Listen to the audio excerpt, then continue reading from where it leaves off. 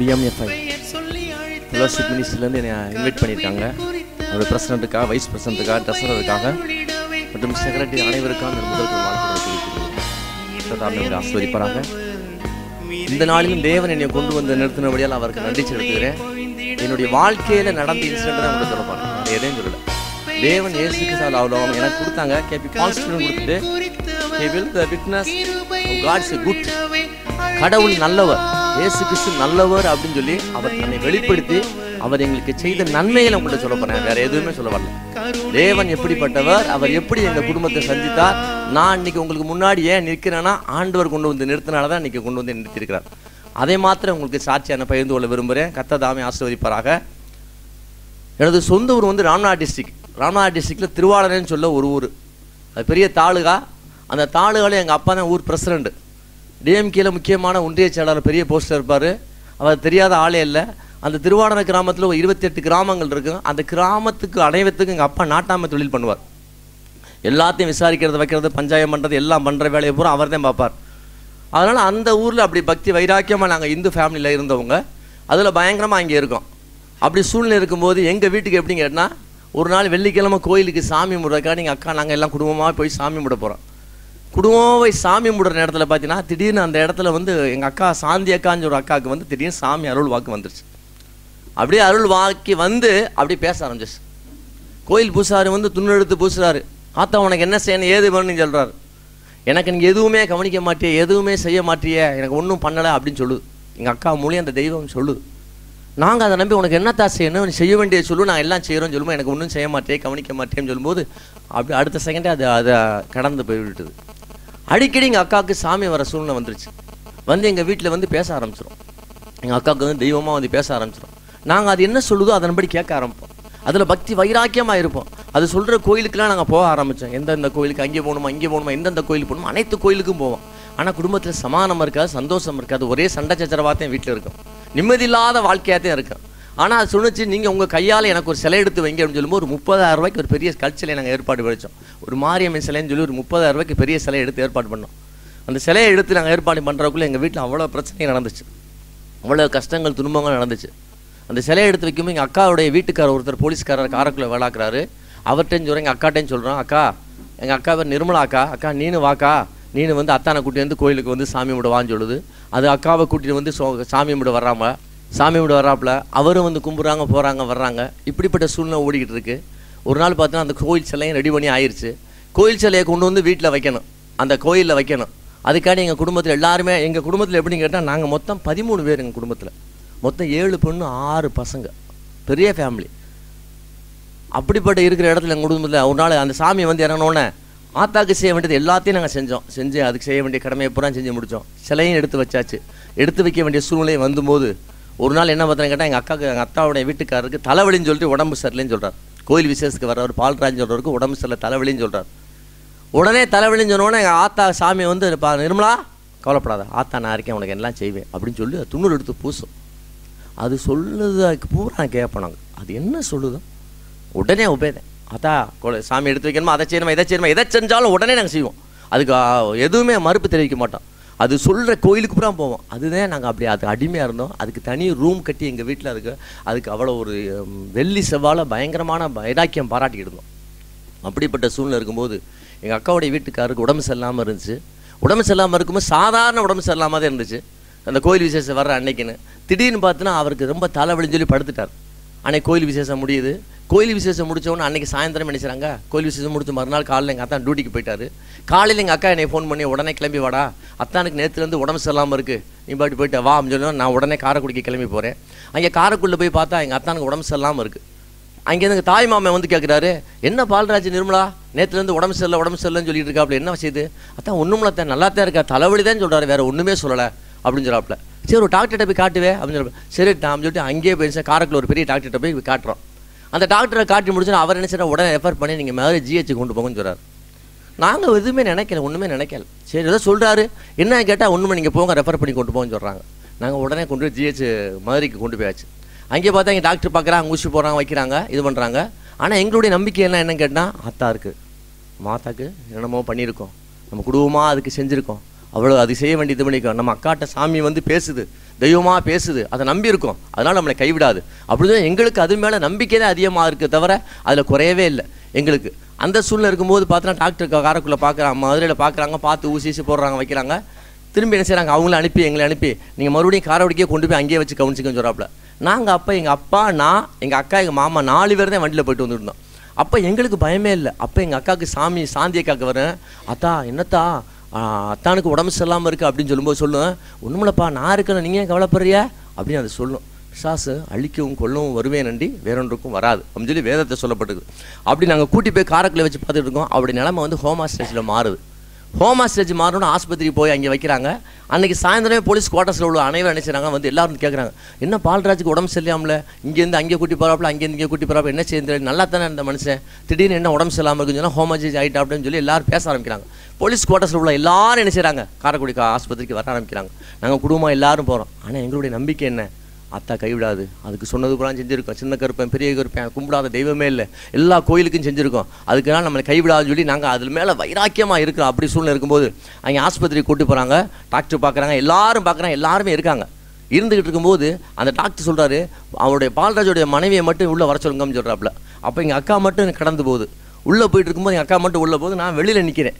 எங்கள் அக்காவுடைய சத்தம் பயங்கரமான சத்தம், அழுகை சத்தம் கேட்குது. அத்தான் பின்னே விட்டு போயிடலாம் அப்படின்னு ஒரு பெரிய சத்தம் கேட்குது. சத்தம் கேட்டால் நான் ஓடுறேன், ஓடி போய் என்னக்கா அமைஞ்சிருக்கு, அத்தா நம்மளை விட்டு இறந்து போயிட்டான்னு சொல்லி அழுது மயங்கி விழுந்துச்சு. அன்றைக்கே எங்கள் அத்தா இறந்த அந்த இன்சிடென்ட் தெரிஞ்ச உடனே அன்றைக்கே சாயந்தரமே டிஎஸ்பி இன்ஸ்பெக்டர் எல்லோரும் வந்துட்டாங்க. வந்து அன்றைக்கி சாயந்தரமே அவங்க இந்த போலீஸோடைய இதுபடி என்ன செஞ்சிட்டாங்கன்னா அவங்க அடக்கம் பண்ணி முடிச்சிட்டாங்க. எங்கள் அக்காவுக்கு மொத்தம் 3 பிள்ளை, 3 பொம்பளை பிள்ளை தான், ஒன்று ஒரு ஸ்டேஜில் இருக்குங்க, சின்ன பிள்ளையாக இருக்குங்க.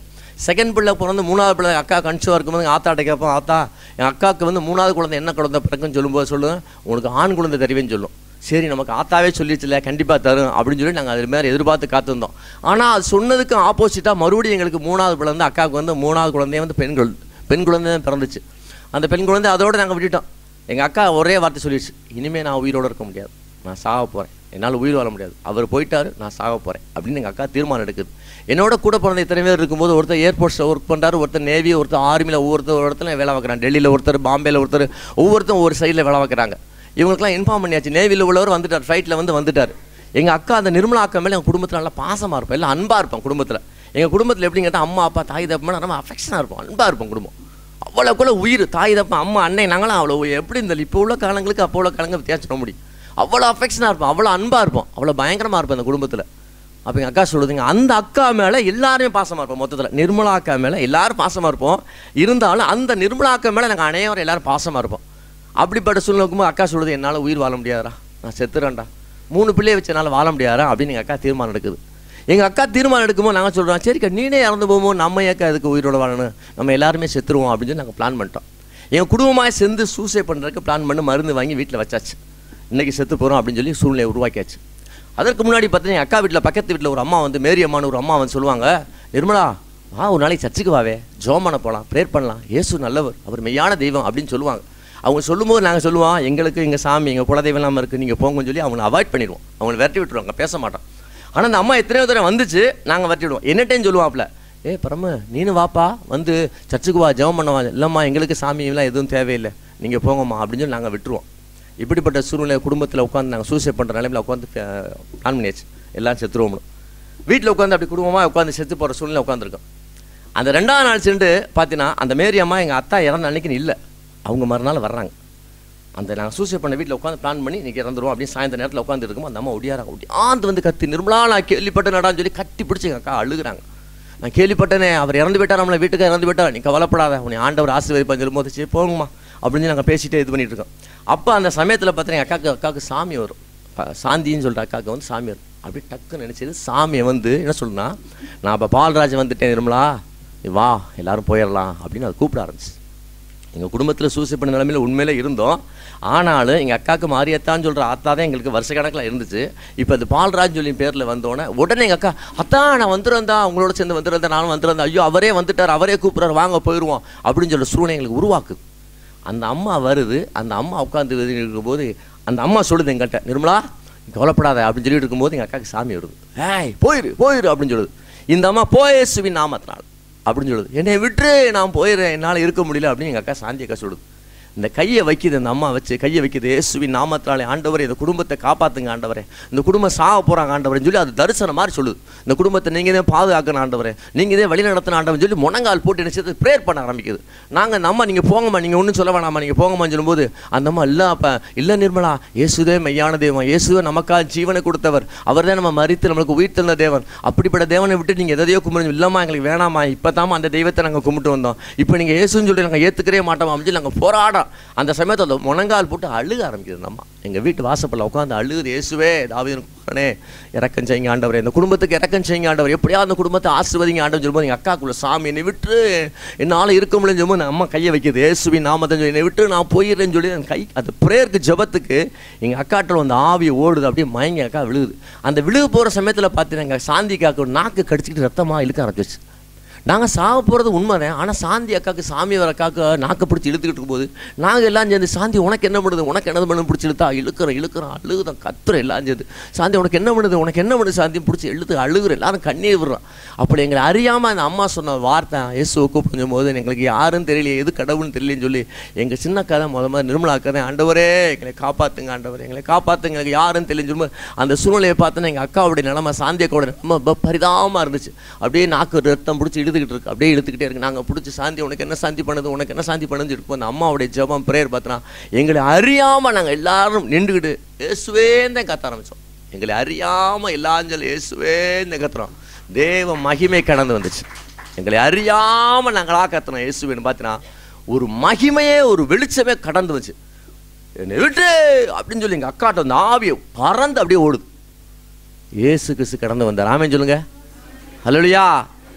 செத்து போகிற பிளான் பண்ணி 13 பேரும் செத்து போகிறதுக்கு பிளான் பண்ணியிருந்தோம்.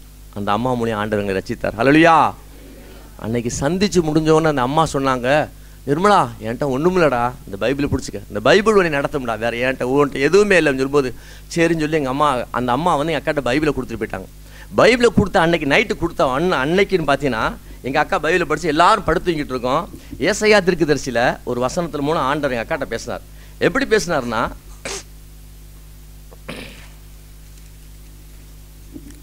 ஏசாயா தீர்க்கதரிசி 54வது அதிகாரத்தில் பார்த்தீங்கன்னா உன் சிருஷ்டிகரே உன் நாயகர், 5ஆம் வசனத்தில் சேனைகளின் கர்த்தர் என்பவருடைய நாமம், இஸ்ரவேலின் பரிசுத்தர் மீட்பர், அவர் சர்வ பூமியின் தேவன் எனப்படுவார். உன் சிருஷ்டிகரே உன் நாயகர், உன்னை உருவாக்கினவரே நான் தான். அவருடைய நாமம் எப்படின்னா இஸ்ரவேலின் பரிசுத்தர் உன் மீட்பர். கைவிடப்பட்டு மன நந்தவனான ஸ்திரியை போலவும் இளம் பிரயாசில் விவாகம் செய்து தள்ளப்பட்ட மனைவி போல இருக்கிற கர்த்தர் உன்னை அழைத்தார் அப்படின்னு ஆண்டவர் சொல்றார். கைவிடப்பட்டுட்ட, மன நொந்து போயிட்ட, ஸ்திரீ இளம் பிரயாசில் கல்யாணம் பண்ணி நீ விவாகம் செய்து தள்ளப்பட்டுட்ட, ஆனால் கர்த்தர் உன்னை அழைத்தார் என்று ஆண்டவர் சொன்னார். ஆமென் சொல்லுங்க. ஹல்லேலூயா. கர்த்தர் உன்னை அழைத்தார் அப்படின்னு சொல்லி முடிந்து இமைப்பொழுதில் உன்னை கைவிட்டேன், இமைப்பொழுதில் கைவிட்டேன், ஆனால் உருக்கமான இரக்கங்க உன்னை சேர்த்துக் கொள்வேன் அப்படின்னு சொல்லி அப்படியே அடுத்து சொல்றார். அற்ப காலம் மூண்ட கோபத்தினால் என் முகத்தை மறைத்தேன். ஏன் நான் என் முகத்தை மறைத்தேன்? நீ என்னை தொழுது கொள்ளவே இல்லை, என்னை ஆராதிக்கலை, என்னை நீ பார்க்கவே இல்லை, என் முகம் உனக்கு மறைக்கப்பட்டுதான் இருக்கு. நீ ஆராதிச்சது விக்கிரக ஆராதனை, விக்கிரகங்களை பெருமைப்பட்டு பாராட்டுகிற யாவரும் வெக்கப்பட்டு போவார்கள். அது கண்ணு இருந்தும் பார்க்காது, வாய் இருந்து பேசாது, காது இருந்து கேட்காது, அதுக்கு ஜீவன் இல்லை சுவாசம் இல்லைன்னு சொல்லி வேதம் சொல்லப்பட்டிருக்கிறது. கல்லுக்கும் மண்ணுக்கும் ஆராதனை செய்தவர்கள் வெக்கப்பட்டு போவார்கள் சொல்லி வேதம் சொல்லப்பட்டிருக்கிறது. அப்படியா இருக்கும்போது அற்ப காலம் மூண்ட கோபத்தினால் என் முகத்தை இமைப்பொழுதிலும் மறைத்தேன், ஆனால் நித்திய கிருபையுடன் உனக்கு இறங்குவேன் என்று கர்த்தர் சொன்னான்னு சொல்லிச்சு. அடுத்து பார்த்தோன்னா மலைகள் விலகினாலும் பருவங்கள் நிலைபெயர்ந்தாலும் என் கிருபை உன்னை விட்டு விலகாமலும் என் சமாதானத்தின் உடன்படிக்கை நிலைபெறாமல் இருக்கும் என்று உண்மையில் மனதுடைய கர்த்தர் சொல்லியிருக்கிறான்னு சொல்லப்படுகிறது. அக்கா அழுதுகிட்டே இருக்கும். அக்கா சொல்ல, ஆண்டவரே என் 3 பிள்ளையே இருக்கேன் ஆண்டவரே, நான் 3 பொம்பளை பிள்ளை எப்படி வாழ வைப்பேன், எப்படி இந்த குழந்தைகளை வைப்பேன்? அப்போ அடுத்துன்னு சொல்லப்பட்டிருக்கு, உன் பிள்ளைகள் எல்லாம் கர்த்தரால் போதிக்கப்பட்டிருப்பார்கள், உன் பிள்ளைகளுடைய சமாதானம் பெரிதாக இருக்கும் என்று கர்த்தர் சொன்னார். நீ நீதினால் ஸ்திரப்பட்டிருப்பாய், கொடுமைக்கு தூரமாவாய், பயமில்லாதிருப்பாய், உன்னை ஒருவரும் மேற்கொள்ள முடியாது, நான் உன்னோடு உன்னை ஆசீர்வதிப்பேன் என்று கர்த்தர் சொன்னார். ஹல்லேலூயா. ஹல்லேலூயா. அப்படின்னு ஆண்டவர் சந்திச்சுட்டு போயிட்டார். ஒரே அடி அழுது கத்துது. நைட் நேரத்தில் பார்த்தா உட்காந்து எங்கள் அக்கா அடுப்பாங்கல்ல உட்காந்து இது பண்ணி அழுதுகிட்டு இருக்கு. எல்லாம் தூங்கிட்டு இருக்காங்க. நான் எஞ்சி ஓடி போய் என்னக்கா அப்படின்னு கேட்குறேன். அக்கா அப்படி தட்டு, என்னக்கா ஏன் அழுகுற அப்படின்னு சொன்னால் இந்த வசனம் யதார்த்தம் எடுக்கும்போது அது வசனத்தோட ஆண்டவர் பேசினார். ஹல்லேலூயா. தேவன் நல்லவருங்க. இயேசு தி வண்டர்ஃபுல் காட், அருமையான தேவன், நல்வழி நடத்துறார். இன்னைக்கு பாருங்க, பாவம் பெருகி போச்சு, தெய்வ பயமே இல்லை, விபச்சாரம் வேசித்தனம் பெருகி போச்சு, அநியாயம் பெருகி போச்சு, கஷ்டம், பாவத்தின் சம்பளம் மரணம். இன்னைக்கு பாவத்தை குறித்து பயமே யாருக்குமே இல்லை. ஆனால் இன்னைக்கு தேவ பிள்ளைகளுக்கு ஐயோ ஆண்டவரா நம்மளே ஒரு பயம் இருக்குது. அப்படிப்பட்ட சூழ்நிலை கர்த்தர் நமக்கு நடத்துகிறார். ஹல்லேலூயா. அப்படி எங்கள் அக்காவை சந்திச்சு முடிச்சு எங்கள் சாந்தி அக்காவுக்கு அடிக்கடி சாமி வரும். அது நான் தானே இது காரணம், என்கிட்ட தானே சாமி வந்துச்சு, நான் இதுக்கு உயிர் வாழணும், நான் சாக போகிறேன் அப்படின்னு அது நிற்கிது. அது போய் நின்று உட்காந்துக்கிட்டு, ஆண்டவரே என்னை எப்படியாச்சும் கொண்டுருங்க, எடுத்து போடுங்க. தேவன் எங்கள் அக்காவை, சாந்தி அக்காவை பரிசுத்த ஆவியானவர் நிரப்ப ஆரம்பிச்சார். ஹல்லேலூயா. தேவ ஆவியானவர் நிரப்பினார் எங்கள் அக்காவை. அப்படியே ஆவியில் நிறைஞ்சிக்கிட்டு இருக்கு. எங்களுக்கு ஒன்றே புரியல, என்ன ஏது நடக்குன்னு தெரியல. அந்த அம்மா மூலம் ஒரு பாஸ்டர் கூட்டி வந்து என்ன அவன் கேட்டால், தேவன் அபிஷேகம் பண்ணிட்டு இருக்காரு உங்கள் குடும்பத்தை அப்படின்னு சொன்னார். இன்னைக்கு அந்த சாந்தி அக்கா மூலம் அநேக ரசிக்கப்பட கர்த்தர் கிருபை செஞ்சிருக்காரு.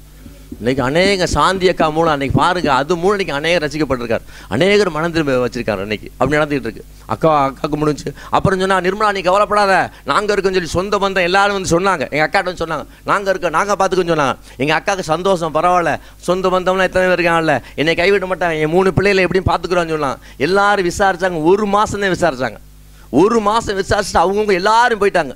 எங்கள் அக்கா அழுகும் உட்காந்து, ஆண்டவரே, எங்கள் அக்கா வாக்குத்தத்தை சொன்னிச்சு, இந்த வசனத்தை சொன்னிச்சு, ஆண்டவரே என்னை ஆசீர்வதிங்க ஆண்டவரே, உன் பிள்ளைகள்லாம் கர்த்தரால் போதிக்கப்பட்டிருப்பாருன்னு சொல்லியிருக்கீங்க ஆண்டவரே, உன் பிள்ளையுடைய சமாதானம் பெரிதாக இருக்குன்னு சொல்லியிருக்கீங்க ஆண்டவரே, நான் யார் நம்பல ஆண்டவரே, நீங்கள் எனக்கு உதவி செய்யறான்னு சொல்லி கதவை அடைச்சிக்கிட்டு போய் அழுதுகிட்டு இருக்கு. இன்றைக்கி கதவை அடைச்சி ஏசிட்டு சொல்லிக்கிட்டு இருக்கு. நாங்கள் பார்ப்போம், ஏக்கா என்னக்கா கேட்டேன், நான் வேறு யார்ட்டடா போவேன், நான் எங்கேடா போவேன், என் தேவனை தவிர யாரா எனக்கு இருக்கா சொல்லி அழுதுங்க அக்கா போய் ரூமில் உட்காந்து. இன்னைக்கு பார்த்து அக்காவுடைய வாழ்க்கையை கத்த செழிப்பாய் மாட்டினார். ஹல்லேலூயா. இன்றைக்கி 2 பிள்ளை 3 பொம்பளை பிள்ளை தான். 3 பிள்ளை 2 பிள்ளை அமெரிக்காவில் இருக்குது, நல்லா கல்யாணம் பண்ணி செட்டில் ஆயிடுச்சு. 3வது பேங்கில் ஒர்க் பண்ணிட்டு இருக்கு. விடோதேன் எல்லாரும் இன்னைக்கும் சொல்லுங்கக்கா, எனக்குலாம் எப்படி நடந்துச்சு, என் பிள்ளைகளுக்கெல்லாம் இப்போ எப்படி கல்யாணம் நடந்துச்சு, என் இதுக்கெல்லாம் எப்படி நடந்துச்சு, எனக்கு சொந்த பந்தம் யார் இருக்கா, எனக்கு யாருமே இல்லை. ஆனால் நம்பின ஒரு இயேசு கிறிஸ்து மாத்திரம் நம்பின என் வாழ்க்கை செழிப்பாய் மாட்டினார். ஹல்லேலூயா. நான் நம்பினவர் அவரத்தை நம்பினேன், என் வாழ்க்கையை கத்த செழிப்பாக மாட்டினு சொன்னார். அப்படியாய் கடந்து வந்துருக்க சமயத்தில் என்னுடைய வாழ்க்கையில் ஆண்டவர்கிட்ட கேட்டேன், ஆண்டவரே எனக்கு ஜாதகம் பார்க்குறாங்க, வேலை கிடைக்கல, ஒன்றுமே கிடைக்கல ஆண்டவரே, எனக்கு ஒரு வேலையை கொடுங்க ஆண்டவரே, வேலை கிடைச்சா நான் உண்மையை துதிப்பேன் ஆண்டவரே, என் ஜாதகத்தில் சொல்கிறாங்களே, ஆனால் இயேசுதான் மெய்யானதை இப்போ நான் ஏற்றுக்கிறேன் ஆண்டவர், எனக்கு கொடுங்க ஆண்டவர் சொல்லி நான் ஆண்டவர் சமூகத்தில் ஆண்டவர்கிட்ட கேட்க ஆரம்பித்தேன். அப்போ பார்த்தீங்கன்னா வெறும் 303 பேர் தான் ஆள் எடுக்கிறாங்க போலீஸுக்கு. எதுக்குன்னா சிறைத்துறைக்கு எடுக்கிறாங்க, அப்போ டிபார்ட்மெண்ட் எடுக்கிறாங்க. அப்போ நான் என்ன செய்யறேன், அப்ளிகேஷன் போடுறேன். அப்போ பார்த்தா ஒரு டிஸ்ட்ரிக்டே 20-25 வர்றாங்க. ஒரு டிஸ்ட்ரிக்டை எடுத்தால் 20 பேர் தான் எடுக்க முடியும். இதில் 20-25 பேர் வர்றாங்க, நம்ம போய் நின்றா எடுக்க முடியுமா, நடக்க முடியுமான்னு சொன்னேன். அப்போ நான் முனங்கால் போட்டு, ஏசப்பா நீங்கள் நல்ல தெய்வம்ல ஆண்டவரே, நம்முடைய பிள்ளை ஆண்டவரே, நமக்கு பிரியமாக நடக்கிறேன், எனக்கு ஒரு வேலை வாய்ப்பை கொடுங்க ஆண்டவரே சொல்லி நான் செலெக்ஷனுக்கு போகிறேன். பார்த்தீங்கன்னா ராம்நாடு ஒவ்வொரு டிஸ்ட்ரிக்ட்லையும் வெறும் தமிழ்நாட்டில் 303 பேர் தான் கால்பார் பண்ணுறாங்க. இந்த 303 நான் வரவே முடியாது, நடக்கவே முடியாது. ஆண்டவர் சமூகத்தில் கேட்குறேன், ஆண்டவர் எனக்கு எப்படியாவது செய்யுங்க ஆண்டவர் சொல்லி கேட்குறேன். அன்னைக்கு பார்த்தீங்கன்னா அந்த 303 செலெக்ஷனுக்கு வரான், 20,000 பேர் வர்றான், 10,000 பேர் வராங்க, 5,000 குறைச்சி 100 குறைச்சி 20 பேரை கத்தரை கொண்டு வந்தாங்க. அந்த 20 பேரில் கத்தரை என்னை ஒருத்தரை கொண்டு வந்தார். அந்த 303 நான் ஒரு ஆள் ஆண்டவர் என்னை கொண்டு வந்தார். அப்படியே கொண்டு வந்தப்போ எனக்கு வேலை முத வேலை போட்ட இடம் வந்து கோயம்புத்தூர் சென்ட்ரல் பிரிசனில் ஒர்க் பண்ணாங்க. அங்கே தான் டியூட்டி போட்டாங்க, அங்கே ஜெயில் டியூட்டி தான். அப்போ கோயம்புத்தூரில் பாம் பிளாஸ்ட் வெடிச்சிச்சு. அப்போ டியூட்டி பயங்கரமான கஷ்டமாக இருக்கும், நைட்டும் பகலும் இதாக இருக்கும். அப்போ தீவிரவாதிகள் குண்டு வச்சு வெடிச்சு சண்டையெல்லாம் பயங்கரம் போட்டாங்க. அப்போ அந்த சமயம் என்ன டியூட்டி போட்டாங்க.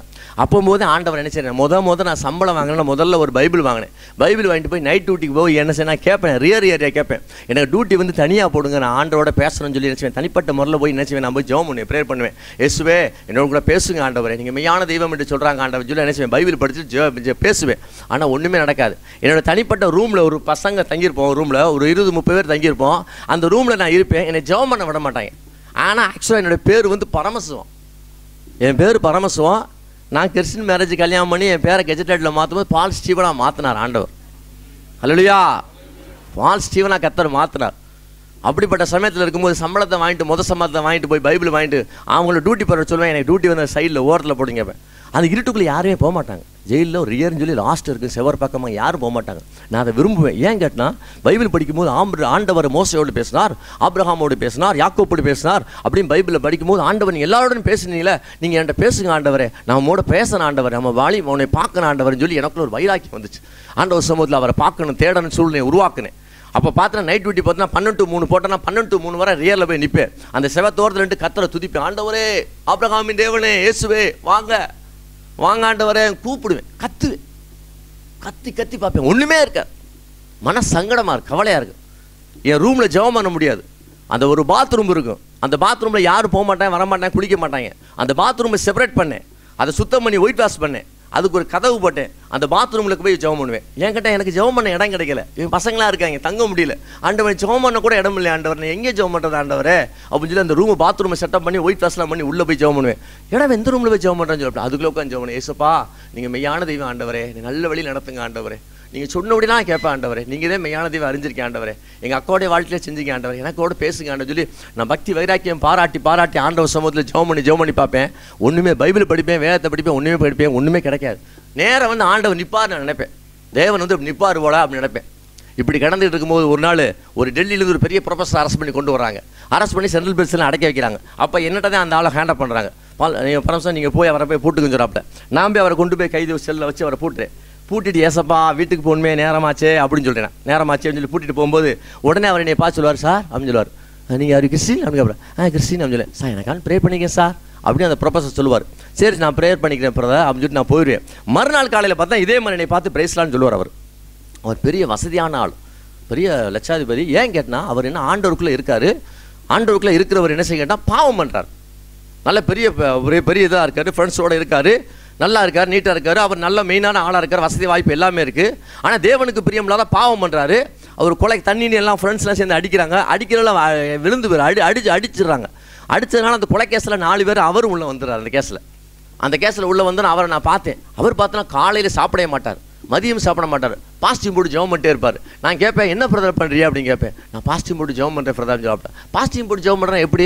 ஆண்டவர் என்கிட்ட தரிசனம்லாம் காட்டினார், ஆண்டோடைய மகிமையெல்லாம் பார்த்தேன், அவருடைய பிரசனத்தெல்லாம் உணர்ந்த மனுஷன். இன்னைக்கு தேவனுக்கு பிரியமெல்லாம் நான் பாவம் பண்ண எனக்கு சிறைச்சாலையில் இருக்கேன் பிரதர், எனக்கான ஜெபம் பண்ணிக்கேன் பிரதர் ஆண்டவர் அப்படின்னு சொல்லுவார். நான் உடனே பார்த்துட்டு சரி பிரதர் எனக்கான ஜெபம் பண்ணுங்க ஆண்டவரோட அவர் சொல்லுவார் தேவ மகிமையை நீங்கள் பார்க்கலாம்னு சொல்லுவார். தேவன் என்ன பார்க்க முடியுமா அப்படின்னு கேட்பேன். கண்டிப்பாக பார்க்க முடியும், நீங்கள் பாஸ்டிங் போட்டு ஜெபம் பண்ணுங்க, கர்த்தர் உங்களுக்கு தரிசனமாக வரும்னு சொல்லுவார். பாவம் பண்ணாதே, விபச்சாரம் பண்ணாதே, வேசித்தனம் பண்ணாதே, திருட்டு பண்ணாதே அப்படின்னு சொல்லும்போது அப்படியா பிரதர் சரி பிரதர்னு சொல்லிட்டு நினைச்சேன். அவர் பாஸ்டிங் இருக்கிற பார்த்துட்டு நான் ஆண்டவர்கிட்ட வந்து நேராக ரூமுக்கு வந்தேன். ரூமில் வந்து ஆண்டவரே நான் ஒரு 15 நாள் பாஸ்டிங் போடலாம்னு இருக்கேன் ஆண்டவரே, நான் காலை மதியம் நைட் சாப்பிடவே மாட்டேன் ஆண்டவரே, மறுநாள் காலையிலேயும் சாப்பிடுவேன் ஆண்டவரே, ஒரு 15 நாள் தீர்மானம் எடுக்கிறான்னு சொல்லி காலையில் வெறும் சாப்பாடு மட்டும், காலை சாப்பாடு மட்டும் சாப்பிட்டுட்டு தண்ணியே குடிக்காமல் மறுநாள் காலையில் மட்டும்தான் சாப்பிட்றது. நைட் டியூட்டி, பகல் டியூட்டிக்கு போயிடுறது.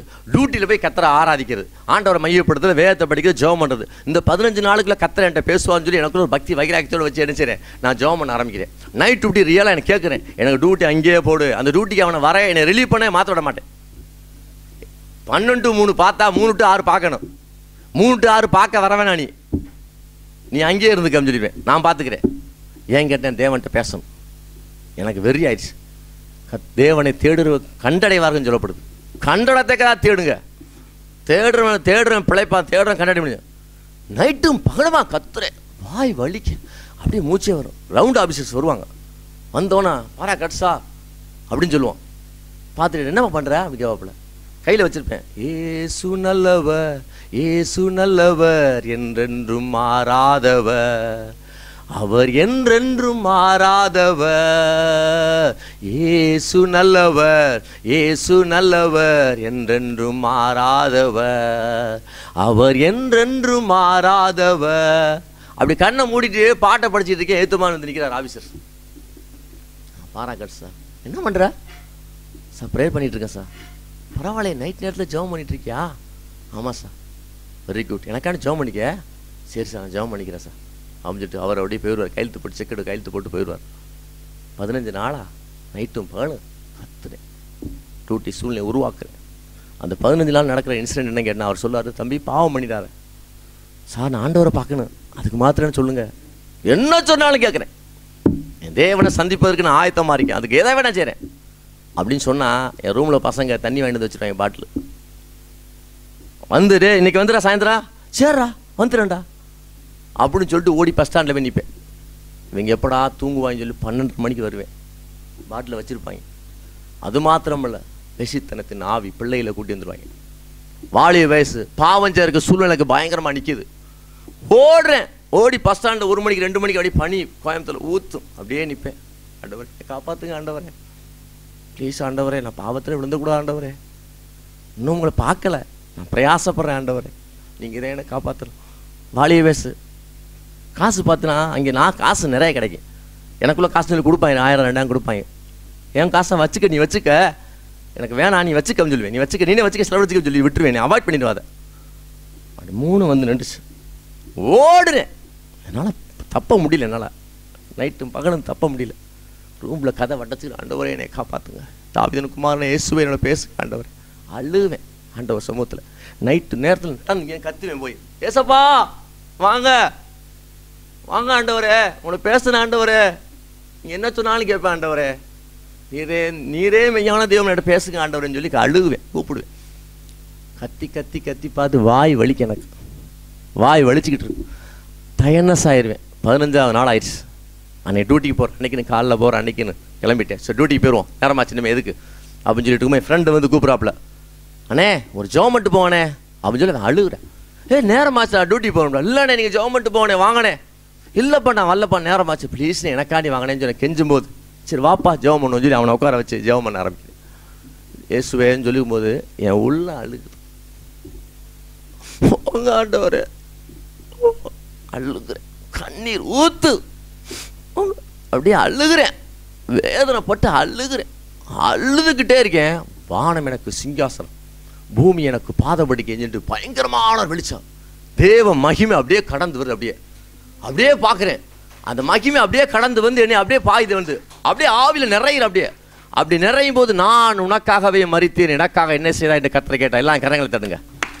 நான் உனக்காகவே மரித்தேன், எனக்காக என்ன செஞ்ச அப்படின்னு கேட்டார். நான் என்ன செய்யறேன் ஆண்டவரே, நான் என்ன செய்ய? கட்டுண்டவர்களை கட்டவிடுக்க முடியும் அபிஷேகம் பண்ணுறேன், கொலைக்கு நியமிக்கப்பட்டவர்களை விடுவிக்க முடியும் அபிஷேகம் பண்ணுறேன், சிறைப்பட்டவர்களை விடுவிக்க முடியும் அபிஷேகம் என்ன கர்த்தர் சொன்னார். ஹல்லேலூயா, ஹல்லேலூயா. தேவன் சந்தித்தார். எப்படி பவுல ஆண்டவர் சந்தித்தாரோ, பவுலே பவுலே நீ எப்படி என்னை துன்பப்படுத்துற, நியாயமா, முள்ளில் வைக்கிறது கடினமா அப்படின்னு ஆண்டவர் எப்படி பேசினாரோ, எப்படி ஒளி வந்து கடந்து வந்துச்சோ, அதே மாதிரி தான் ஆண்டவர் என்னை சந்தித்தார். ஹல்லேலூயா. ஆண்டவர் என்னை சந்தித்து அந்த நாளிலேருந்து பார்த்தீங்கன்னா சிறைச்சாலையில் உள்ள பெரிய பெரிய ரவுடியில் கர்த்தர் சந்திக்க ஆரம்பித்தார். ஜெயிலுக்குள்ளே போ டியூட்டி பார்த்தா பெரிய ரவுடி கொலைகாரன், அவன் இவன் பயங்கரமாக இருக்காங்க, இவன் 5 கொலை 10 கொலை 5 கொலை அப்படி பயங்கரமாக இருக்கார். அப்படி சொல்லிட்டு இருக்கும்போது உள்ளத்தில் ஆண்டவர் பேசுவார், அவனை சந்தின்னு சொல்லுவார். இவன் ரவுடி, இவன் பேசவே முடியாது, அவனை அபிஷேகம் பண்ணுறேன், அவனை சந்தி சொல்லுவார். அன்னைக்கு பார்த்தனா நைட்டு அவனுக்கு உடம்பு சரியில்லாமல் கத்திக்கிட்டு இருப்பேன். நைட் டியூட்டி பாரா நான் பார்த்துட்டு உள்ளே போவேன். என்ன ராஜேஷ் உனக்கு என்ன பண்ணுது? ஐயா உடம்பு சரியில்லையா, 15 நாளாக தலைவலிக்குது, நிற்கவே மாட்டேது, மாத்திரை மருந்து சாப்பிட்றேன், ஒன்றுமே இல்லை. ஜோமோனே ராஜேஷ் ஏன் எத்தனை கொலையெல்லாம் பண்ணுறேன், கேஸை பூரா கத்தரை மாற்ற மாட்டாரா, எத்தனை கேஸ் இருக்குது சார், அந்த சேஷன் இந்த சேஷன் 15 கேஸன்னு சொல்லுவேன். இதையெல்லாம் மாத்திர ஒருவர் உண்டு. உன் கேஸை தலைகீழ மாற்ற உன்னை விடுவிக்கவும் அவரால் முடியும். அவர் தான் இயேசு. அவரை மாத்திரம் பிடிச்சிக்க. அவர் பொண்ணும் பொருளாம் கேட்கவே, உள்ளத்தை மாத்திரம் தான் கேட்குறாரு. நீ எதையும் கொண்டு வந்து எதையும் கொடுக்க வேணாம், உன் மனசை ஆச்சு மனம் திரும்பி ஆண்டவர்கிட்ட உள்ளத்தை கொடுத்துப்பார் அப்படின்னு நான் அவன்கிட்ட சொல்கிறேன். நடக்குமா சார்? கண்டிப்பாக நடக்கும் அப்படி சொல்லி நைட்டே அன்னைக்கே சிறைச்சாலைக்கு உள்ளே இருப்பேன், நான் வெளியில் இருப்பேன். நைட்டு 1 மணிக்கு 2 மணிக்கு தான் ஆண்டவர் சத்தியத்தை பேசுவாங்க. ஆண்டவர் சூழ்நிலை வச்சிருக்கார், உள்ள அப்படி வச்சிருக்காரு. அவனை வச்சுக்கிட்டு உள்ள வச்சு பவுலும் சீலாவையும் சிறைச்சாலையில் எப்படி வச்சு அசைவாடினாரோ அதே மாதிரி வச்சு தான் உள்ளே சந்திப்பார். உள்ளே வச்சு சந்திக்க ஆரம்பிச்சாரு. அவன் ரசிக்கப்பட ஆரம்பிச்சான். ஹல்லேலூயா. அவன் ரசிக்கப்பட்டவன அவன்கிட்ட இன்னொருத்தர் சொல்ல ஆரம்பிச்சு, அவன் ரசிக்கப்பட ஆரம்பிச்சிட்டாங்க. இப்படி பார்த்தனா 5 10 ஆச்சு, 10 15 20 ஆச்சு, எல்லாம் சேர்ந்துச்சு. ஒரு 100 பேர் சேர்ந்து கர்த்தரை ஆராதிக்க ஆரம்பிச்சிட்டாங்க. சிறைச்சாலை துதியின் சாலையாக மாறுது. இது நடந்தது பொய்லாம் இல்லை. 98 99 சிறைச்சாலைகளை பார்த்தீங்கன்னா உள்ள கர்த்தரை ஆராதிக்கிற கெம்பீர சத்தம் இருக்கு. ஹல்லேலூயா. நான் ஒன்றுமே செய்யலைங்க. நான் அப்போ நான் அதிகாரி ஏற்று நிற்பேன், அதிகாரி ஏற்றுட்டு சண்டை ஓடுவேன், ஸ்ட்ரைட் பர் ஓடுவேன். அப்போ ஆண்டவர்களை வந்து தப்பு தான் சார், என்ன பண்ணுறீ அப்படி அதிகாரி ஆஃபீஸில் சண்டை ஓடுவேன். அப்படி சண்டை ஓட்டு இருக்கும்போது நாளைக்கு ஆஃபீஸில் அதிகாரியை பார்ப்போன்னு சொல்லும்போது ஒரு பைத்தியக்காரனை கொண்டு கர்த்தர் என்கிட்ட பேசினார். ஞானிகளை வெக்கப்படுத்தும்படி கர்த்தர் பைத்தியக்காரனை தெரிந்து கொள்ளுன்னு சொல்லுவோம்ல, நான் பேசிக்கிட்டு இருக்கேன்.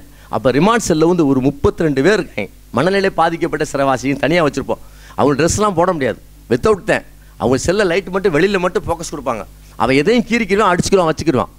அதில் உள்ளே இருக்குமா என்ன செய்யுங்க, நான் பேசிகிட்டு இருக்கேன், வெளியில் டியூட்டி பார்த்துட்டு இருக்கேன் நைட்டு. நாளைக்கு காலையில் அந்த ஆஃபீஸை நான் பார்த்துக்கிறேன் அப்படின்னு சொல்லிட்டு இருக்கும்போது அவன் என்னை கூப்பிட்டு என் நம்பர் அப்போ 164 பரமசிவம் அப்படின்னு சொல்லிட்டு, என்ன சொல்கிற அப்படின்னு சொல்கிறேன். என்ன நீங்கள் அதிகாரி ஏற்றிக்கிட்டு இருக்கீங்க, பேர் கிறிஸ்டின்னு சொல்கிறியா, ஜெபம் பண்ணுறியா, ப்ரேயர் பண்ணுறியா, ரோமர் 13 எடுத்து வாசிங்க சார் அப்படின்னு சொன்னார். ஹல்லேலூயா. ரோமர் 13 எடுத்து வாசிங்க சார். எனக்கு தூக்கி வாரி போட்டுருச்சு. போடா உள்ள போடா. அவனை அடிச்சுட்டு உள்ளே விட்டு அவனை விட்டேன். நான் போய் படுக்கிறேன். படுத்தா தூக்கம் வரல. ரோமர் 13 எடுத்து வாசி. இல்லை நான் படுக்க போகிறேன். ரோமர் 13 எடுத்து வாசி. உன் மேலான அதிகாரடிக்கு நீ கீழ்ப்படிய கடவன். ஹல்லேலூயா. அதிகாரங்கள்லாம் தேவனால் நியமிக்கப்பட்டது. அதிகாரத்தை ஏற்று தேவனுடைய நியமத்துக்கு ஏற்று அன்னைக்கு சொன்னான். அன்னைக்கு அதிகாரி எதுக்கு அதை நிப்பாட்டிட்டார் கர்த்தர். ஹல்லேலூயா. நான் நினச்சிக்கிட்டு இருக்கேன் எனக்கு தான் எல்லான்னு. ஆனால் ஞானிகளை வெக்கப்படுத்தும்படி கர்த்தர் பைத்தியக்காரனை கர்த்தர் தெரிந்து கொண்டார். ஹல்லேலூயா. அப்படியா சிறைச்சாலையில் பார்த்தீங்கன்னா உள்ள ஆண்டவர் அநேகர் ரசிக்கப்பட ஆரம்பிச்சாங்க, அநேகர் அபிஷேகம் பண்ண ஆரம்பிச்சாங்க. கர்த்தர் அபிஷேகம் பண்ண ஆரம்பிச்சார். எல்லாத்தையும் பரிசுத்தாவில நிறையிறாங்க. அங்கே உள்ளே பார்த்தா யார் யார் கத்தரை இங்கே துதிக்கிறான்னு அவனுக்குலாம் விடுதலை. கொலை கேஸ்லாம் விடுதலை ஆகிட்டே இருக்குது, போயிட்டே இருக்கேன். எல்லாருக்கும் விடுதலை கத்தரை கொடுத்துக்கிட்டே இருக்கார். அப்படியா அவர்களை ஆண்டவர் வெளி நடத்தினார். ஆமே, சிறைச்சாலையில் அப்படியா நடத்தினார். அப்படி எவ்வளவோ சாட்சி சொல்லலாம். எனக்கு இது சம்பளம் பத்தின ஆண்டவரே, ரொம்ப கஷ்டப்படுறேன் ஆண்டவர்னு சொன்னேன். என் மனைவிக்கு வேலையை அடித்து தள்ளி கொடுத்துட்டார். குரூப் 2ல் பாஸ் பண்ண டிப்டி தாசில்தார் டைரெக்டாக அவள் பாஸ் பண்ணும்போது tahsildar deputy tahsildar post teacher pass. அடுத்த டீச்சர் டெட்ல எழுதி அவனும் ஸ்டேட் லெவலில் ஃபஸ்ட்டில் வர்றான். திண்டுக்கல் லெவலில் அவனும் ஃபஸ்ட்டில் இருக்கா. அடுத்து பார்த்தா விஓ பாஸ் பண்ணுறான்.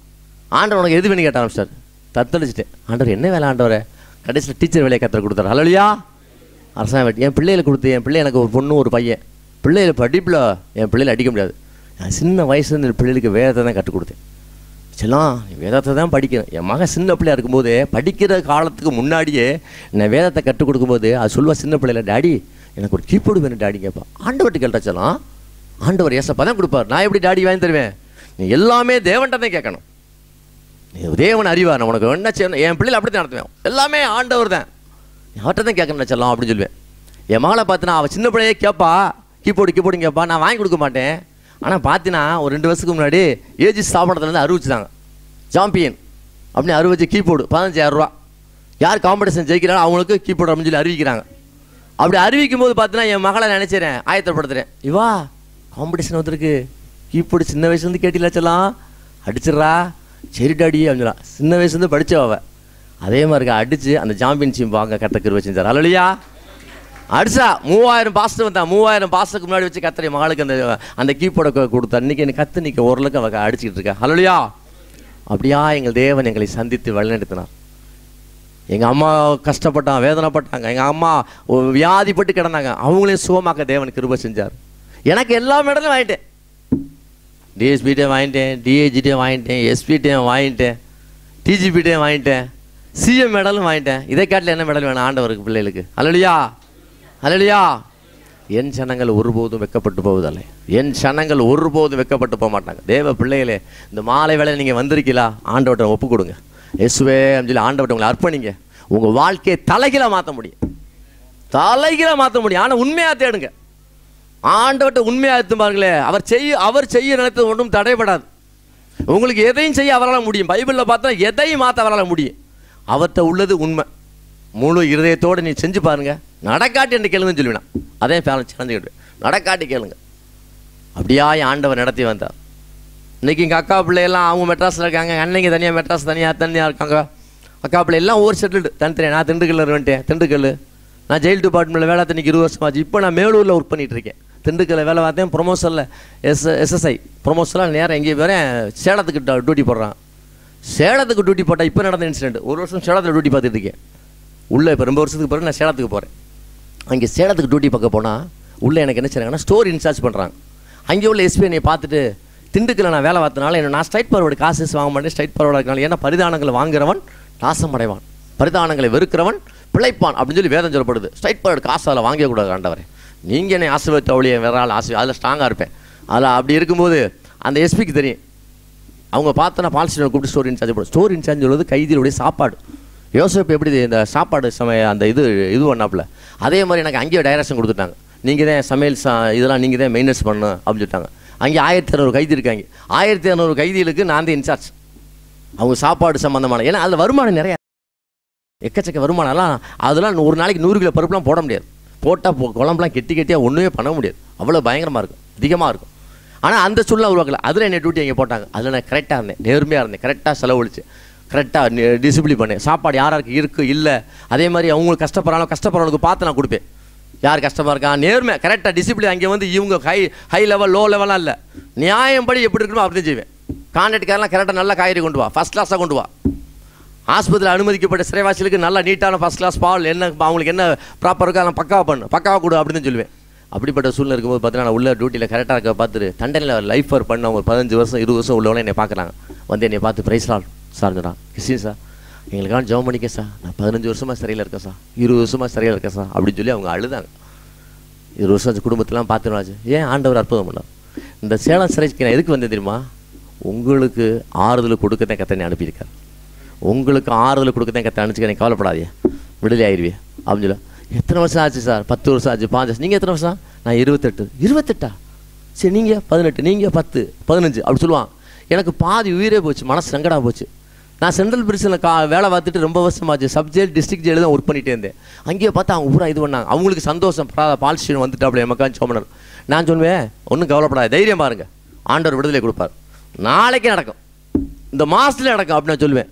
நடக்குமா சார்? ஏன் இப்படி இது அவிசுவாசமாக இருக்கியே, ஆண்டவர் நம்பிப்பாங்களே அப்படின்னு சொன்னால் கர்த்தரோட நாம மையப்படுத்த பாருங்க. அரசாங்கமே அறிவிச்சிருச்சு 10 வருஷம் ஆனவங்களுக்கு விடுதலை கொடுக்கப்படும் சொல்லி கவர்மெண்ட்டே அறிவிச்சிருச்சு. அறிவிச்சு முடிஞ்ச சந்தோஷம் அவங்களுக்கு தாங்க முடியல. எல்லாருக்கும் சந்தோஷம் தாங்க முடியல. பரவாயில்ல, ஒடியாந்துட்டா எல்லாரும் வேண்டாம், தேவ பிள்ளை அப்புறம் ஒடியாடுறாங்க. ஒடியாந்து வந்து பார்த்து உள்ள வந்து, சார் நீங்கள் சொன்ன மாதிரி ஆகி போச்சா, வெரி குட், கர்த்தர் நல்லவர், ஆமேன்னு சொல்லுங்க, நல்லா துதிங்க, கர்த்தரை துதிங்க, கர்த்தரை ஸ்தோத்திரம் பண்ணுங்க, அதை மாத்திரம் செலுத்துங்க அப்படின்னு நான் சொல்லிட்டு போயிட்டேன். ஆனால் கவர்மெண்ட் அறிவிச்சு 10 மாதமாக யாரையும் விடுதலை பண்ணவே இல்லை. நொந்து போயிட்டாங்க எல்லாரும். 10 வருஷம் வந்தா வர்றேன் அந்த வர்றேன்னு சொல்லி. என்கிட்ட ராஜீவ்காந்தி கொலை கேஸ் இருக்கிறனால இவங்களை பூரா நிப்பாட்டி வச்சுருக்கான். என்ன சார் ஒன்றுமே கிடைக்கல வைக்க சொல்லி எனக்கு மனசு வேதனையாக போச்சு. நான் ஜெயிலில் எப்போ டியூட்டி பார்த்தோன்னா உள்ள ஜெயிலில் சுற்றுவேன், எரிக்கோ கொட்டை சுற்றுறமா சுற்றி நல்லா கத்திர ஆராதிப்பேன் உள்ளே போய். ஆமே, அதுக்கு தான் கத்திர மணி வச்சுக்கார். ஹல்லேலூயா. தேவ பிள்ளைகள், பாவம் நினைஞ்ச பசங்க, அநியாயம் நினைஞ்ச பசங்க, அவ்வளோ எல்லாம் எதையும் பண்ணுவான், தைரியமாக பண்ணுவான். பாவம் மன்னருக்காண்டியே வெளியில் பண்ணிவிட்டு உள்ள ஃப்ரெண்ட்ஸுகளை பார்க்குறக்காண்டியே வருவாங்க. ஒரு ஆளை பார்க்கறனா வெளியில் சண்டை ஓட்டே வந்து ரவுடியை பார்க்க வர சூழ்நிலாம் அப்படிலாம் இருக்கும். உள்ளே பார்த்தா அங்கேயே பார்த்தா அவங்க கூட சொல்லி எல்லாம் அழுக ஆரம்பிச்சிட்டான். 10 மாதம் ஆச்சா வரல, எனக்கு வேதனையாக போச்சு. நேரம் உட்காந்து நைட்டு உட்காந்து ஜெபம் பண்ணுறேன். ஆண்டவரே சோத்திர ஆண்டவரே, என்ன ஆண்டவரே வந்தேன் 10 மாதம் ஆச்சு, இவனுக்கு விடுதலையே கிடைக்கல, அவெல்லாம் மனம் நொந்து போயிட்டாங்க ஆண்டவரே, சிறைப்பட்டு கிடக்காங்க, விடுதலை கொடுக்க மாற முடியுமே ஆண்டவரே அப்படின்னு சொல்லி ஆண்டவர் வசனத்தை என்கிட்ட பேசினான். சிறைப்பட்டவன் தீவிரமாய் விடுதலை ஆவான், அவன் கிடங்கில் சாவறது இல்லை, அவன் அப்பன் புசிக்கலன்னு சொல்லி வசனம் அப்படி ஏசாயால பேசுறார். சிறைப்பட்டவன் தீவிரமாய் விடுதலை ஆவான்னு சொல்லி வசனத்தில் அப்படி பேசுறார். மறுநாள் காலையில் நம்ம சொல்கிறேன், ஏப்பா ஏசாயா எதுக்கு சொல்லப்பட்டிருக்குப்பா, சிறைப்பட்டவன் தீவிரமாய் விடுதலை ஆவான். எங்கடா சார் இருக்கு, இந்த போட்டிருக்கு பாரு, சிறைப்பட்டவன் தீவிரமாய் விடுதலை ஆவான் வசனம் போட்டிருக்கா, நீ தீவிரமாய் விடுதலை ஆவா அப்படின்னு நான் சொல்கிறேன். கிடைச்சிருமாசா? கண்டிப்பாக நம்பு, கர்த்தரை நம்புகிறவன் செழிப்பான். ஆமே, மனுஷனை நம்புவதை காட்டினா கர்த்தர் பேர் பற்றுதா இருப்பதே நாளாம். ஹல்லேலூயா. வேதத்தை நடுங்கிறவனைய நோக்கி பார்ப்பேன். வசனம் மனுஷன் அப்பத்தினால மாத்திரமல்ல, தேவனுடைய வாயிலிருந்து புறப்படுகிற ஒவ்வொரு வார்த்தையினால நினைச்ச வேணாம் பிழைப்பான். ஆண்டவர் வார்த்தை சொன்னா சொன்னதுதான், அதில் மாற்றமே இல்லை அப்படின்னு சொல்லுவேன். அடுத்து நான் சொல்லுவேன், ஒன்று சொல்கிறேன்ப்பா, உங்களுக்கு விடுதலை ஆன பிறகு, உங்களுக்கு விடுதலையாகி நீங்கள் போன பிறகு எனக்கு ட்ரான்ஸ்ஃபர் கிடச்சி நான் கிட்ட வந்துடுவேன். இல்லையா, எனக்கு ட்ரான்ஸ்ஃபர் கிடச்சி நான் போன பிறகு நீங்கள் அடுத்த நாள் விடுதலை ஆகு அப்படின்னு நான் அவங்கள்ட்ட சொல்கிறேன். அப்படியா சார்? ஆமாம், உங்களை பிறகு சந்திச்சிட்டல, என் வேலை முடிஞ்சிருச்சுல, அப்போ ஆண்டவர் அப்படி தானே செய்வார். என்னை எது கொண்டு வந்துடும், அதால தேவ திட்டம். என்னை சும்மாலாம் கொண்டு வர மாட்டார். என்னை இந்த இடத்துல கொண்டு வந்தாலும் தேவன் உங்களை எல்லாம் நேசிக்கிறார். ஆமே சொல்லுங்க. ஹல்லேலூயா. நீங்களாம் பாக்கியவான்கள். ஹல்லேலூயா. நீங்களாம் பாக்கியம் எழுதி வச்சுக்கோங்க. இன்னைக்கு இந்த இடத்துல இந்த நாளில் ஆண்டவர் நாமத்தை அறிவிக்கிறதுக்கு கர்த்தர் பயன்படுத்தினார். இன்னைக்கு நீங்கள் வந்தவரை ஆசீர்வதிக்கப்பட்டவர். ஹல்லேலூயா. இந்த வருடத்தில் எல்லாருக்கும் சொல்கிறேன், தடைகள் எல்லாம் உடைத்து போடுவார். ஆமேன்னு சொல்லுங்க. உங்கள் வாழ்க்கையில் காணப்படுகிற குடும்பத்தின் எல்லா தடைகளையும் உடைத்து அவர் உங்களுக்கு முன்பாக கடந்து போகிறார். ஹல்லேலூயா. இந்த வருஷம் முழுவதும் அவர் தான் உங்களுக்கு கடந்து போகிறார். வேற யாரும் அவர் கடந்து போனால் உங்களுக்கு வாழ்க்கையெல்லாம் செழிப்புது. ஹல்லேலூயா. அப்படித்தான் அன்னைக்கு அப்படித்தான் இன்சிடென்ட் நடந்துச்சு. பார்த்துனா கரெக்டாக நான் 3 நாள் லீவ் போட்டு வர்றேன், EL போட்டு வர்றேன், ஊருக்கு போயிட்டு வரேன். நான் லீவுக்கு இங்கே வர்றேன், அவங்க எல்லாத்தையும் கர்த்தர் விடுதலை பண்ணிட்டார். ஹல்லேலூயா. ஆமென் சொல்லுங்க. ஹல்லேலூயா. நியூஸ்க்கு பார்க்குறேன், ஐயோ விடுதலை ஆகிட்டாங்க. மறுநாள் பார்த்தா அவன் எனக்கு ஃபோன், சார் வாழ்த்துவேன் சார், நான் விடுதலை ஆகிட்டேன் சார். எல்லோரும் என் ஃபோன் நம்பர் அங்கேயே வாங்கிட்டாங்க. நல்லா இருக்கு சார், இந்த ஊருக்கு போயிட்டேன், வேலூருக்கு போயிட்டேன், நான் தருமபுரிக்கு போயிட்டேன், நான் கிருஷ்ணகிரிக்கு போயிட்டேன் சார். அவள் எல்லாம் சொல்கிறாங்க, ஃபோனில் பேசுகிறேன். வெரி குட் சார், எப்படி இருக்கேன், நல்லா இருக்கேன், நல்லா இருக்கேன், நல்லா சார். அப்படிதான் இது பண்ணுறாப்புல. நான் போய் டியூட்டிக்கு ஜாயின் பண்ணுறேன். டியூட்டி ஜாயின் பண்ண 2 நாள் எனக்கு ட்ரான்ஸ்ஃபர் கர்த்தர் கொடுத்தாரு. ஹல்லேலூயா. ஹல்லேலூயா. ஆமென் சொல்லுங்க.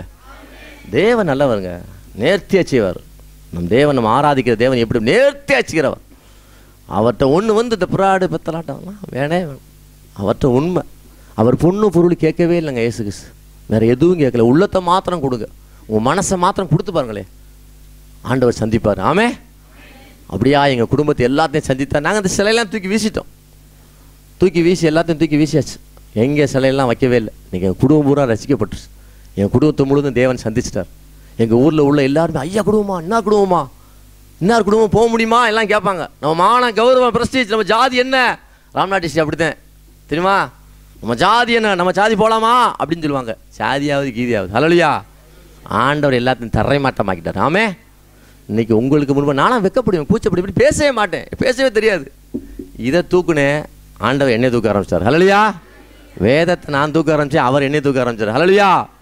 அப்படியா எங்கள் தேவன் எங்களை சந்தித்து, எங்கள் அக்கா குடும்பத்தை மெட்ராஸில் வச்சுட்டாங்க, சாந்தி குடும்பம் தனியாக இருக்குது, நான் இங்கே வந்துட்டேன். எல்லாம் தனித்தனி செப்பரேட்டாக இருக்காங்க. ஊரில் யாருமே இல்லை. அம்மா அப்பா இப்போ தான் இறந்தாங்க ஒரு வருஷத்துக்கு பிறகு. எங்கள் அப்பாவுக்கு வயசு வந்து 95 வயசு, எங்கள் அம்மாவுக்கு வயசு 88 89 வயசு. எங்கள் அம்மா அப்பா 2 பேர் லவ்வராக இருப்பாங்க. அவ்வளோ பாசம், அவ்வளோ உயிர் விடுவார். எங்கள் அப்பாவுக்கு எந்த வியாதியுமே இல்லை. எங்கள் அப்பா இறந்து போனது எங்கள் அம்மாவை நினச்சி தான் இறந்து போனார், வேறு எதுவுமே இல்லை. அழுகுவார். எங்கள் அம்மா இறந்து போகும்போது அழுகுவார். அழுது வந்து ரூமுக்குள்ளே போனால், ஐயோ வள்ளி நீ எப்படி பார்ப்பேன், இதுதான். அப்பா அழுகாதியப்பா, ஏன் அழுகிறிய? அவரை பிரிஞ்சுனா இருக்க முடியலடா, தூங்க மாட்டார். எங்கள் அம்மா அங்கே போய் கடைக்கு போய்ட்டு வந்தாரா, வள்ளி உனக்கு என்ன வேணும்னு சொல்லி அங்கேயே ஜூஸ் கொண்டு வந்து கொடுப்பார். அத்தான் நீங்கள் இருங்க, நான் வந்து குளிப்பாட்டி விடுவேன். எங்கள் அம்மா சொல்லுவேன், இருங்க நான் தான் வருவேன், நான் வந்து உங்களுக்கு இது பண்ணுவேன். எங்கள் அம்மா அப்பா அப்படி இருப்பாங்க, அவ்வளோ பாசமாக இருப்பாங்க, உயிரை விடுவாங்க. எங்கள் அப்பா நினச்சி அழுதார். டாக்டர் சொல்லாங்க, நீ வேதனைப்படாதியா, கவலைப்படக்கூடாதியா, முடியலையா, என் மனைவியை பிரிஞ்சு இருக்க முடியல, அழுவார். எவ்வளோ பெரிய பாசம் தெரியுமா? அப்படியா எங்கள் குடும்பத்தின் பாசத்தை கட்டினார். யார் கட்டினார்? ஆண்டவர் இயேசு கிறிஸ்து. ஆமே. எங்கேயுமே இல்லாதது தேவன் சந்தித்தார். என்னைக்கு நீங்கள் எந்த மனுஷனையும் பிரகாசிப்பிக்கிற ஒளிதான் அவர். எந்த மனுஷனையும் பிரகாசிக்க பண்ண முடியும், அவரால் மாத்திரம் தான் முடியும். ஹல்லேலூயா. அப்படியாய் சந்தித்து ஆண்டவர் நம்மளை நடத்தி வந்தார். இன்றைக்கி நீ சந்தித்து வந்தார். இன்றைக்கி திண்டுக்கல்லில் வந்து நான் போயிட்டு மேலூரில் ஒர்க் பண்ணிட்டேன், திண்டுக்கல் போயிட்டு வந்துட்டுருக்கேன். என் ஒய்ஃப் வந்து திண்டுக்கல்லில் டீச்சராக ஒர்க் பண்ணிகிட்ருக்காப்புல, என் பிள்ளைய அங்கேயே படிச்சுட்ருக்கேன், நல்லா படிக்கிங்க, எல்லாம் தனித்தனியாக இருக்கான். ஆண்டோடைய பாருங்கள், வேலையை பார்த்தாலும் வேலையை பார்த்துட்டு நான் ஊழியம் செய்வேன், கட்டணி வச்சுக்கிறாமே. இன்றைக்கி பார்த்தீங்கன்னா அடுத்து தான் விட்டான்னு சொல்லி வேறு எங்கெங்கே போட்டாலும் கட்டணுக்குள்ளே கட்டவளுக்கு மட்டும் கட்டணி அபிஷேகம் பண்ணிச்சிருக்காரு. ஆனால் தினமும் அநேகம் ரசிக்கப்பட்டு தான் இருக்காங்க. அதில் எந்த மாற்றமே இல்லை. ரசிப்பு மனம் திரும்புதல் நடந்துகிட்டே இருக்குது. இன்றைக்கி மேலூரில் வாலிய பழசங்க 18 to 21 வயசுள்ள ஜெயில் பிரிசனர்ஸ், அவ்வளோ பேர் பெரிய பாவம், எத்தனை கொலை பண்ணுறாங்க சின்ன வயசுலேயே கொலை. ஆண்டவர்கிட்ட கேட்டேன், ஆண்டவர் நான் எங்கே போனேன், எந்த இடத்துல இருக்கணும் ஆண்டவர், எந்த பட்டணத்துக்கு நான் போகணும் ஆண்டவர் அப்படின்னு சொல்லும்போது கத்திர எனக்கு மேலூர் கட்டினார். ஆமே. என்கிட்ட அங்கெங்கே பார்த்தேன் வாலிய பிள்ளைகள், அவருக்கு எடறி விழுகிறாங்க. அவங்களுக்காக நான் ஜெபம் பண்ணிட்டு இருக்கேன், தேவ சமூகத்தை திறப்பு நிற்கிறேன். ஆண்டவரே அவர் ரசிக்கப்படணும், அவர்கள் மனம் திரும்பணும் ஆண்டவர் சொல்லி திறப்பு நிற்கிறேன். அவங்க ரசிக்கப்பட ஆரம்பிச்சிடறாங்க. ஆமே. அவங்க மனம் திரும்புகிறாங்க. அது பெரிய காரியம் இல்லையா? அதுதான் தேவ திட்டம். இது கடைசி காலமாக இருக்க தேவ பிள்ளைகளே, ஆண்டவர் சமூகத்தில் உங்கள் ஒப்பு கொடுக்க கர்த்தர் உங்கள் வாழ்க்கையில் எல்லாத்தையும் தலைகளாக மாட்டுவார். ஆமே. என்னைய தேவன் சந்தித்த உங்களை சந்திக்க மாட்டாரா? உங்களை ஒப்பு கொடுத்து பாருங்க, ஆண்டவர்கிட்ட கேட்டு பாருங்க. ஆண்டவரே வேற அவர்கிட்ட ஒன்றும் கொடுக்காதியா, உள்ளத்தை மாத்திரம் கொடுங்க.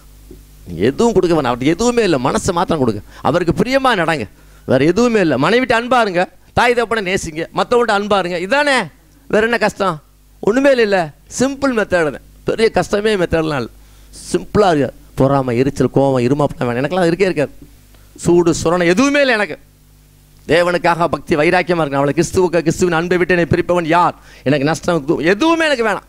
எனக்கு என் தேவன் ஒருவர் தான். அவருக்கான ஓடும்போது அவர் என் பாதையை செவைப்படுத்திக்கிட்டே இருப்பார். ஆமே.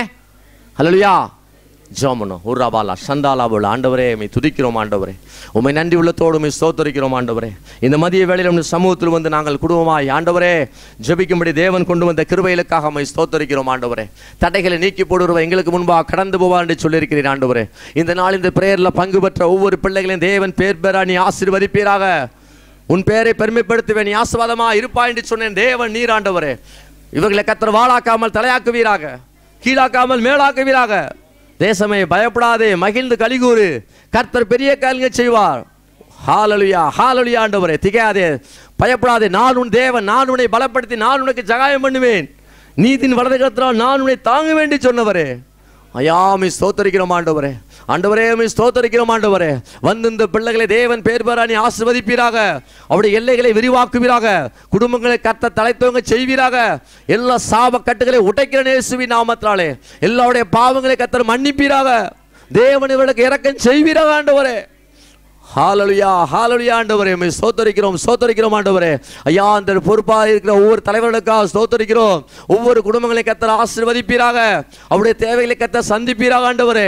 இந்த 2019 ஆண்டு இவர்களுக்கு ஒரு ஆசீர்வாதமாக ஆண்டாயிருக்க கர்த்தர் உதவி செய்வீராக. எல்லா தடைகளையும் கர்த்தர் நிர்மூலமாக்குவீராக ஆண்டவரே. தேவனி அப்படி செய்ய போகிற கிருபைகளுக்காக ஸ்தோத்தரிக்கிறோம் ஆண்டவரே. அடியனை மறைத்தினை வெளிப்பட்டபடியால் நமக்கு நன்றி செலுத்துகிறோம். வந்து இந்த பிள்ளைகளை ஆசீர்வதித்தபடியால் ஸ்தோத்தரிக்கிறோம். அடிமையை மறைத்தினை வெளிப்பட்டு இருக்கிற ஆண்டவரே. ஐயா நானும் பலவீனத்தோடு தான் ஆண்டவர் வந்தேன், என்னால் பேச முடியுமோ முடியாது என்று நான் நினைத்து வந்தேன் ஆண்டவரே. ஆனால் உம்முடைய கிருபை ஆண்டவரே, என்னால் பேச முடியாது ஆண்டவரே. ஏன்னா தொண்டை வலி, எனக்கு நான் 4 நாள் வேதனைப்பட்டேன், கஷ்டப்பட்டேன் தொண்டை வலியோட. ஆனால் இந்த வேளையில் கர்த்தரோட பேசுவதற்கு என் வாயை திறந்தார். அதற்காக அவருக்கு நன்றி செலுத்தினேன் ஆண்டவரே. ஆண்டவரே உமக்கு நன்றி செலுத்தினேன் ஆண்டவரே. நான் பலவீனமாய் வந்தேன், ஆனால் வேத வசனம் சொல்லுது பலவீனத்தின் பலன் பூரணமாய் விளங்கும் என்று சொல்லி என்னை பலப்படுத்தின கிறிஸ்துவுக்கு நன்றி செலுத்தினேன் ஆண்டவரே. ஐயா உம்முடைய நாமம் மகிமைப்படட்டும் ஆண்டவரே. உம்முடைய கிருபை எப்போது என்னாலும் இந்த இடத்துல இருக்கிற ஒவ்வொரு மேல் தங்கியிருக்கும் நான் ஜெபிக்கிறேன். என்னையும் ஒப்புக் கொடுக்கிறேன், என் குடும்பத்தை ஒப்புக் கொடுக்கிறேன். கர்த்தர் ஆசீர்வதிப்பீராக. வந்து இந்த பிள்ளைகளை தேவன் உயர்த்தும்படி நான் ஜெபிக்கிறேன் ஆண்டவரே. இவருடைய காரியங்கள் எல்லாம் ஜெயமாய் மாற்றுவீராக ஆண்டவரே. இவருடைய தேவைகள் யாவையும் கர்த்தர் சந்திப்பீராக. யார் பலவீனத்தோடு வந்திருக்கா பலவீனங்களை கர்த்தர் மாற்றி போடுவீராக. யார் வியாதியோடு வந்திருக்கா வியாதியை கர்த்தர் நீக்கி போடுவீராக ஆண்டவரே. யார் பாரத்தோடு கவலையோடு வந்திருக்கா அவர்களை கர்த்தர் மாற்றுவீராக ஆண்டவரே. கர்த்தர் மேல் பாரத்தை வைத்து விடு, அவரே ஆதரிப்பார். கர்த்தர் மேலும் பாரத்தை வைத்து விடு, அவரே உன்னை ஆதரிப்பார். நீதிமானை ஒருபோதும் தள்ளாட வெட்டார் என்று சொல்லப்பட்டிருக்கிறது ஆண்டவரே. வருத்தப்பட்டு பாரம் சுமக்கிறவர்களே, நீங்கள் எல்லாரும் என்னிடத்துக்கு வாருங்க, நான் உங்களுக்கு இளைப்பாறுதல் தருவேன் என்று சொல்லியிருக்கிறீர் ஆண்டவரே. ஐயா நீ இப்படி செய்யப்பட்ட கிருபைகளுக்காக நன்றி நன்றி நன்றி நன்றி செலுத்துறோம் ஆண்டவரே.